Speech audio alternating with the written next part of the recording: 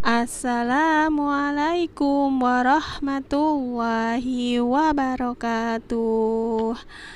Apa kabar kelas 4 Mina dan juga Arafah? Ya, semoga kalian dan juga keluarga dalam keadaan sehat walafiat. Amin. Nah, bersama Ustazah Nia di sini, kita akan melanjutkan kembali tema 1 indahnya kebersamaan, subtema 3 bersyukur atas keberagaman. Kelas 4 kita lanjutkan kembali. Sekarang kita ke muatan IPS dan SBDP. Nah, sebelumnya kita doa belajar dulu ya. Bismillahirrahmanirrahim.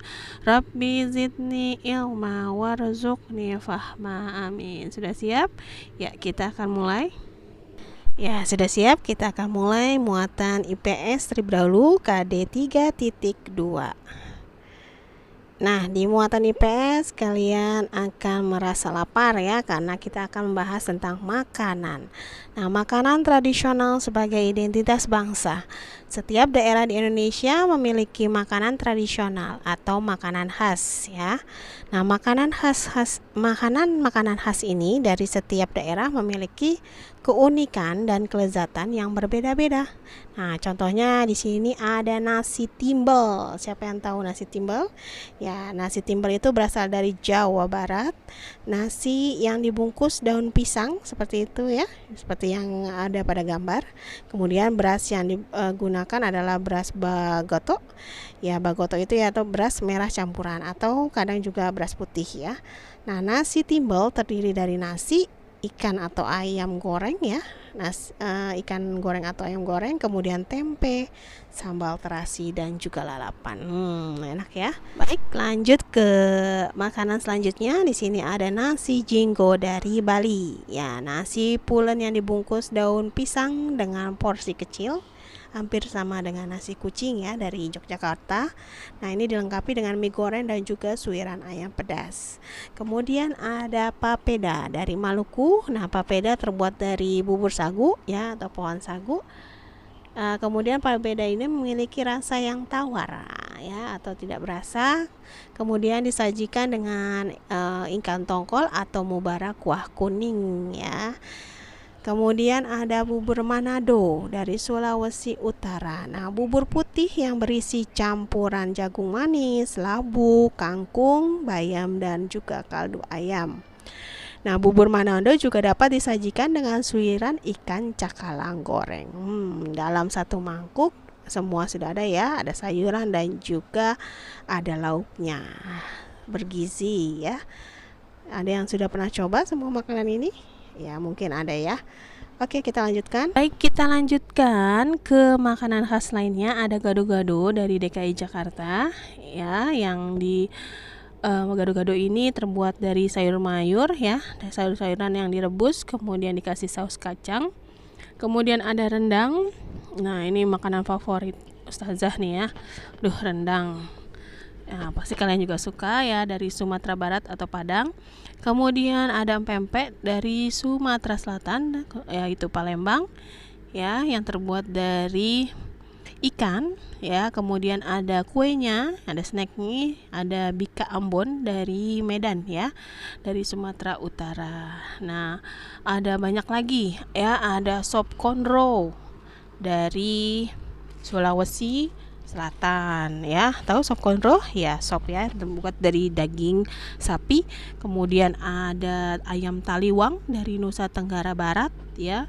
Kemudian ada nasi pundut dari Kalimantan Selatan, ada rujak cingur dari Jawa Timur, dan masih banyak lainnya ya, yang tentunya kalian mungkin pernah mencobanya. Ya, kita lanjut. Ya, kita masuk ke muatan SBDP KD 3.3 tentang alat musik sebagai pengiring tarian. Nah, faktor pendukung tari adalah lagu dan alat musik. Lagu daerah atau tradisional biasanya diiringi dengan alat musik tradisional. Nah, alat musik disesuaikan dengan lagu yang ada. Contoh alat musik tradisional yang digunakan untuk pengiring tari ya, ada gendang, ada tamborin, ada marakas, dan gamelan. Gambarnya bisa kalian perhatikan di bawah ya. Nah, gamelan ini merupakan satu set ya, gunanya untuk mengiringi tarian dari Jawa Tengah dan juga lagu daerah ya. Baik, lanjutkan ke hal-hal yang harus diperhatikan saat pementasan tari. Nah, apa itu pementasan? Pementasan adalah kegiatan menampilkan suatu karya seni yang bertujuan untuk menghibur penonton. Nah, sebelum kalian melakukan pementasan tari, maka harus diperhatikan hal-hal berikut ya. Yang pertama, gerakan-gerakan dasar tari harus dihafal dengan baik supaya dapat menghibur penonton dan juga bisa menampilkan hasil yang baik. Yang kedua, kelengkapan tari harus dipersiapkan dengan cermat. Misalnya kostum dan alat yang diperlukan untuk menari. Selain hal yang tadi, saat mementaskan tari juga perlu memperhatikan hal berikut. Yang pertama adalah gerakan dan teknik menari. Nah, semua gerakan yang ditunjukkan saat menari harus sesuai dengan ketentuan tarian. Kemudian sikap tubuhnya harus sesuai dengan tarian yang dibawakan. Kemudian gerakan yang dibawakan juga harus sesuai dengan irama, dan yang terakhir adalah gerakan yang dibawakan sesuai dengan tempo tarian dan sehingga tarian yang ditampilkan harmonis ya. Selain itu juga ada ekspresi yang harus diperhatikan ya. Nah, saat menari sebaiknya menunjukkan penjiwaan yang sesuai dengan tarian sehingga pesan dari tarian dapat dipahami oleh penonton. Nah, setelah pementasan tari, penonton akan memberikan apresiasi. Nah, apa itu apresiasi? Apresiasi merupakan penilaian terhadap suatu karya. Dalam karya seni, apresiasi ini dilakukan dengan mengenali, menilai, dan menghargai makna atau nilai yang terkandung dalam karya seni tersebut. Alhamdulillah sudah selesai tema 1 subtema 3 hari ini. Jika ada pertanyaan bisa ditanyakan langsung ke Ustazah dan juga Ustazah Ria. Terima kasih sudah menyaksikan video dari Ustazah. Jika ada kekurangan mohon maaf dan wassalamualaikum warahmatullahi wabarakatuh. Sampai bertemu lagi di video tematik selanjutnya.